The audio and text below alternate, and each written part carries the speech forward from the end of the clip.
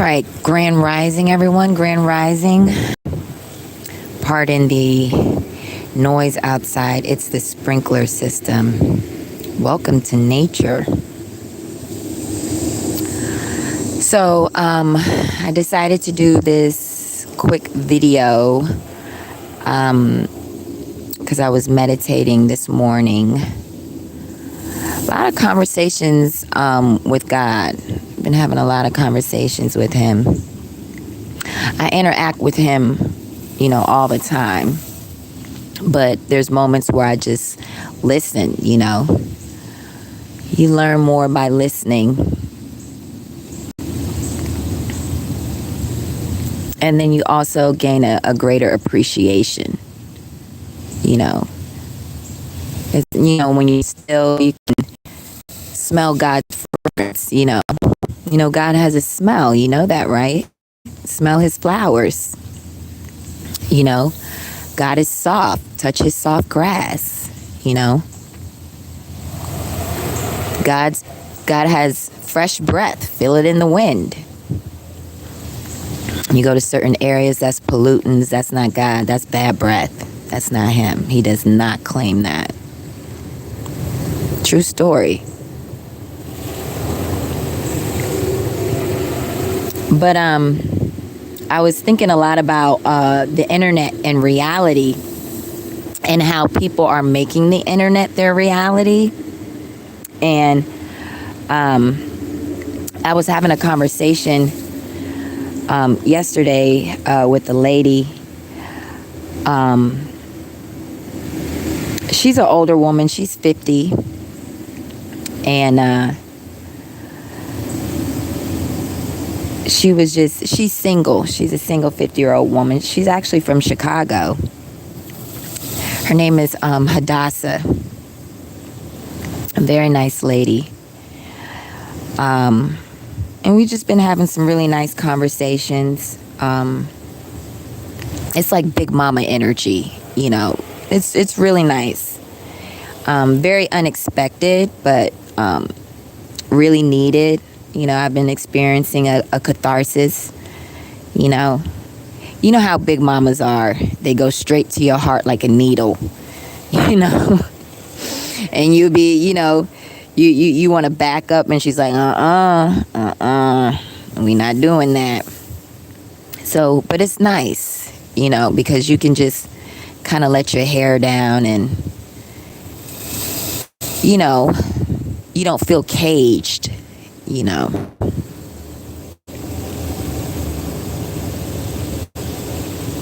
Talking about family and relationships. And,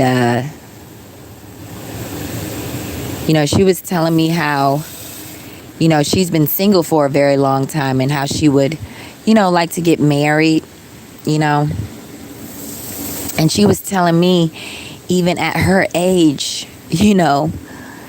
how social media has an effect on her ability to, build friendships and relationships with people. And I was just listening to her and her experiences, and I was telling her about my own, and how the internet is really, the platform is based on marketing. It's a business. The internet was created really as a business platform first, rather than a communicative tool for people to,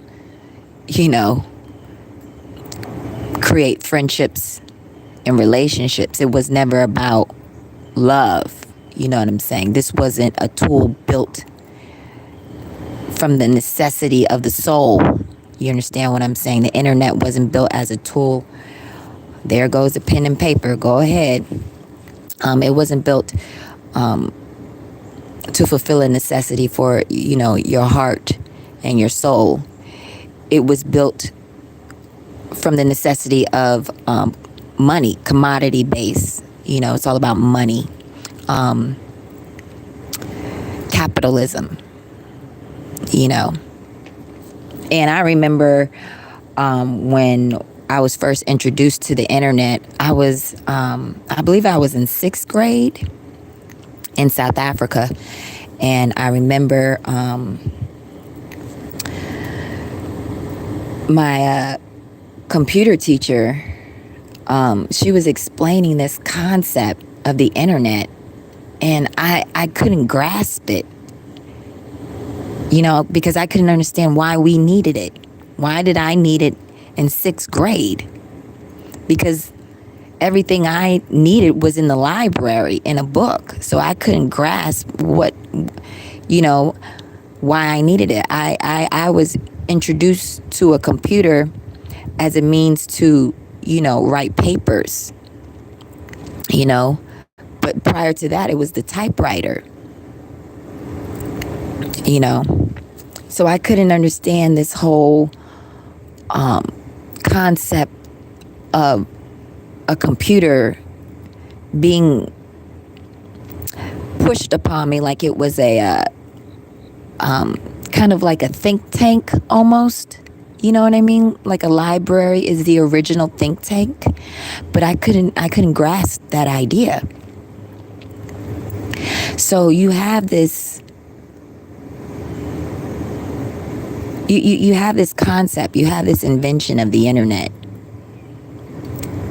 A database.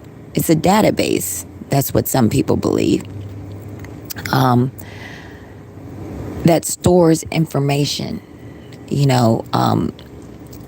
but you have to really look at a motivation because, someone wants to debate with me about the invention of the internet, but you have to look at the motivation behind it because, computers have their own language system. And when I was in undergrad, I took a course on the motivation of writing in various cultures. What motivated specific cultures to communicate. And in Japanese cultures, specifically when it comes to the writing system, because the writing system is a code system. The Japanese, their motivation for writing was to communicate with God, with the gods of heaven. That was their motivation. And then you study the Sumerians, their motivation was money. They were a very they were very numerical. They communicated via numbers, and that was really based upon property division, land division. So they were a very financially driven culture, civilization, so to speak. So you have one nation using letters and another nation using numbers. And then you have the internet trying to combine letters and numbers when it comes to websites. You understand what I'm saying? But as time progresses, you'll start seeing there's going to be less letters, and you see it already in more numbers. So we can just let that argument die down right now. Because a lot of people that are in the IT field, they don't have an appreciation for liberal arts backgrounds, for individuals such as myself. When it comes to language systems, they don't communicate. They are not articulate. You can see that in interviews. They have an inability to connect with humans, with nature, because they can draw it on the internet. You have people that are architects, but they're architects on the computer. They're not architects, raw architects, like we had maybe, back when I was in sixth grade. So I'm coming from the standpoint, you're after me. The internet is after me. Before you can even create the internet, you need someone like me. So I can transition into the computer field, in the software field, but they can't transition to my area. And I've interacted with people at IT Help Desk, and there's a reason why I wrote the POS for Currenex. They made it. They can't articulate it. So let's just rewind and go back to where I started. And that's language and language systems. Because I go forward and you go backward. And going backwards is very painful and difficult. Hence the retrograde.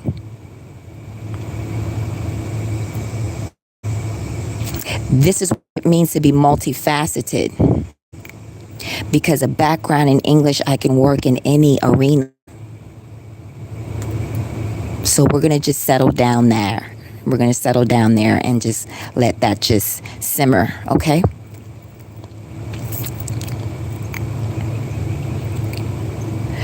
So as I was saying, the internet and reality is merging, and the code system is showcasing that and revealing itself to those that are detail-oriented.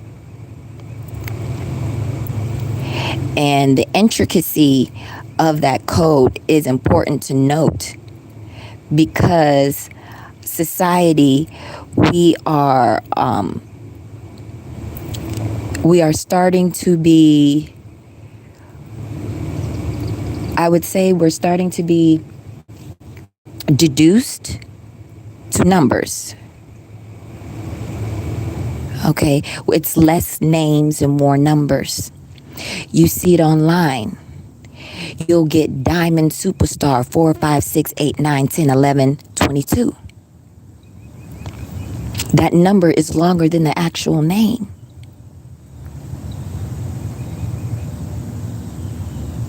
So we're not being assigned names anymore, even when it comes to emails.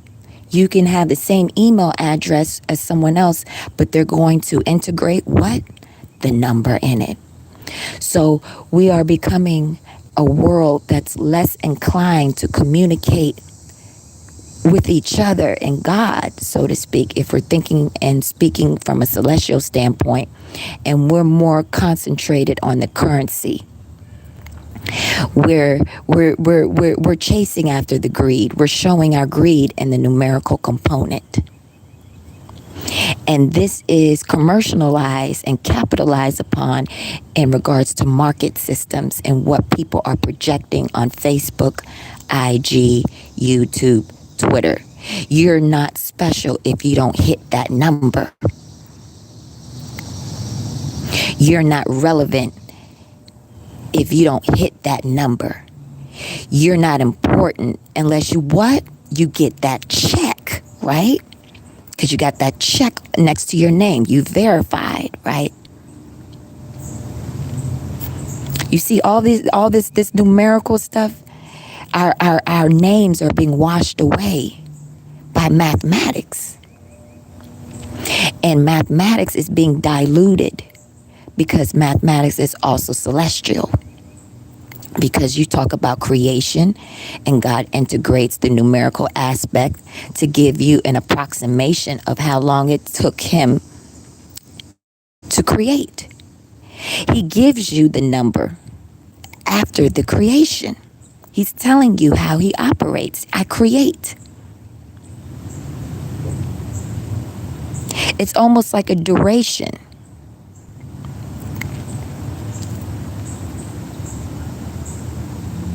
It's like when you go to college, they're telling you it takes 4 years to complete, to create mastery over a subject. But the basis of that is creation. The afterthought is the number. We are making the number first and the creation an afterthought. And this is problematic because you see depression increasing. You see suicide increasing. You see a lot of self-deprecation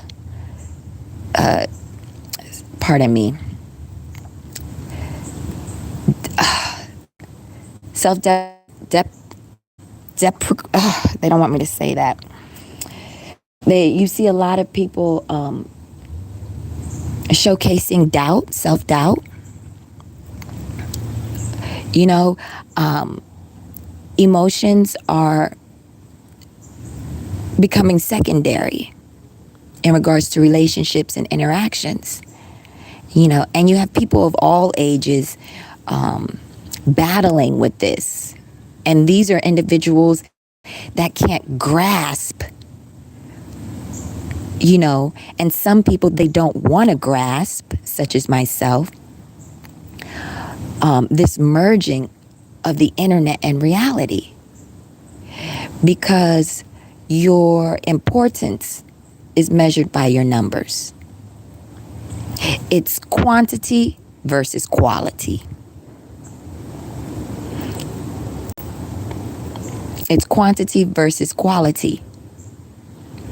And this is an issue because you get people that lack quality but have quantity, and they quantify their quality. And that's where the mind fuckery, part of my language, comes into play. Because how do you trust someone? How do you build a relationship? This person, they may have like 600 followers on Twitter. They have a phenomenal background. They're on LinkedIn, you know, but this other person may have like 2,000. So do they get more credibility? Are they more worthy? You understand what I'm saying?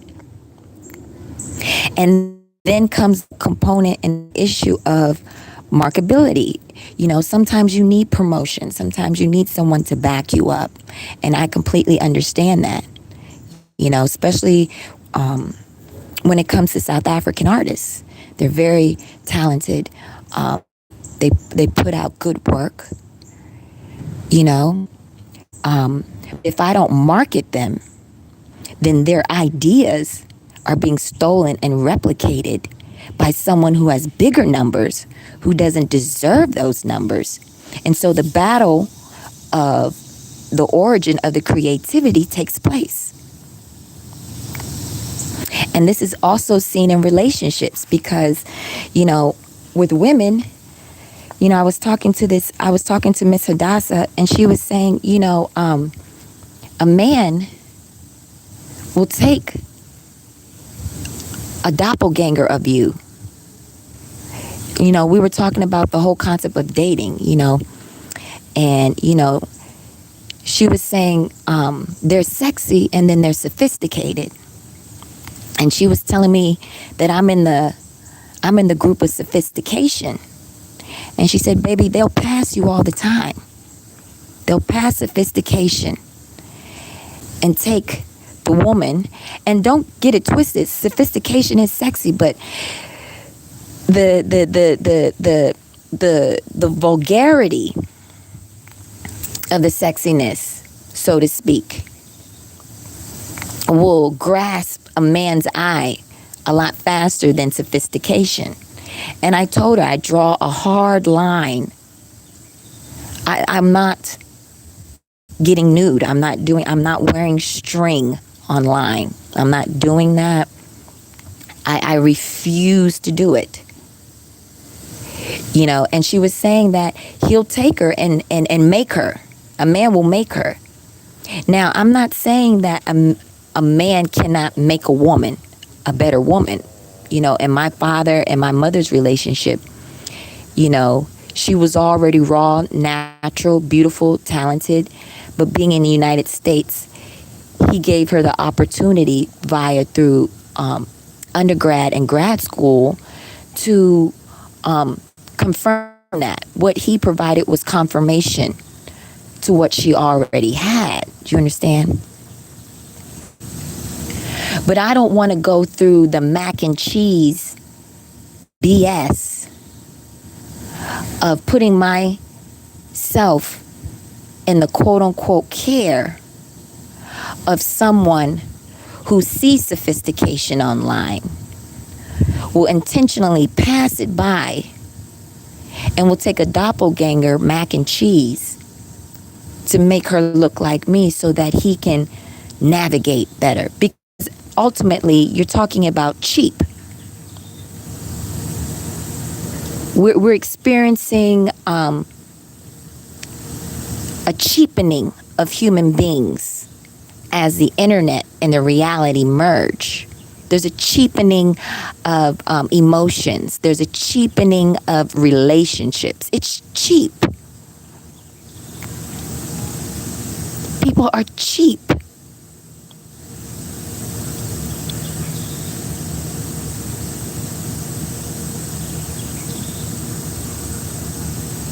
You know, everybody wants to wear the designer handbag, right? Everybody wants that bag because it also showcases what?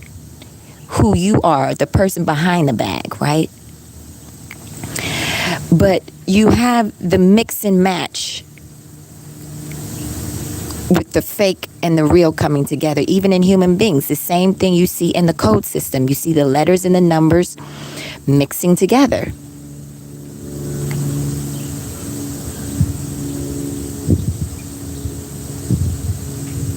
So you can get a mac and cheese woman, but she'll have the designer bag and the designer shoes. We're not talking about the jewels because we already know that's also an issue.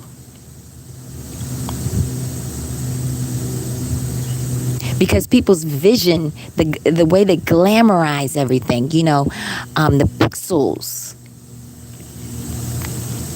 the quality of the camera. It's like larger than life. It's like if let's say, let me put it to you like this. It's like I can get out the shower, dry myself, stand naked in front of a man. It's like, okay, all right. It's like, okay, all right, OG. But if I put oil on my body and then stand in front of him, it's a different effect, right?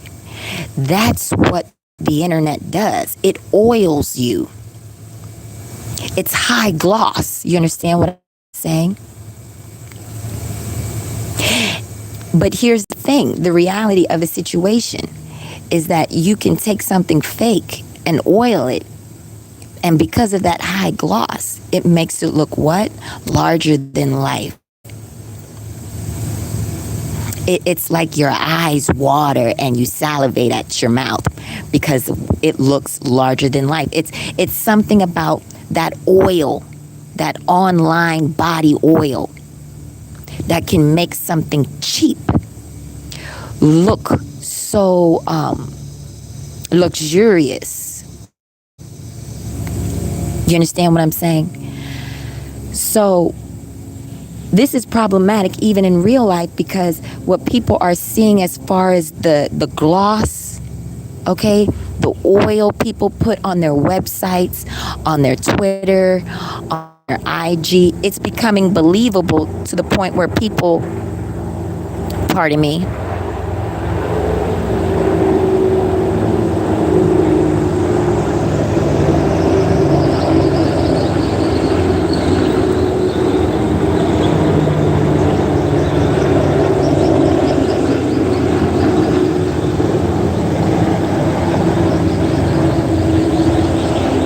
military helicopters.